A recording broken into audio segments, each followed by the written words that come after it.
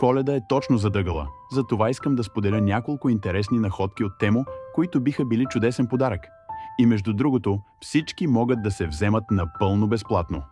Първото е нощна лампа с безжично зарядно. Изглежда много готино, почти футуристично и има 3 нива на светене, които можеш да регулираш според настроението.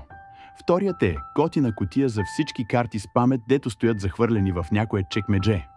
След това имаме машина за звук, вдъхновена от модерните грамофони. Звукът е като да си на брега на океана, а светлината се отразява по стените като истинско северно сияние, но вкъщи. Освен това, може да се ползва като колонка чрез Bluetooth, карта памет или аудиожак.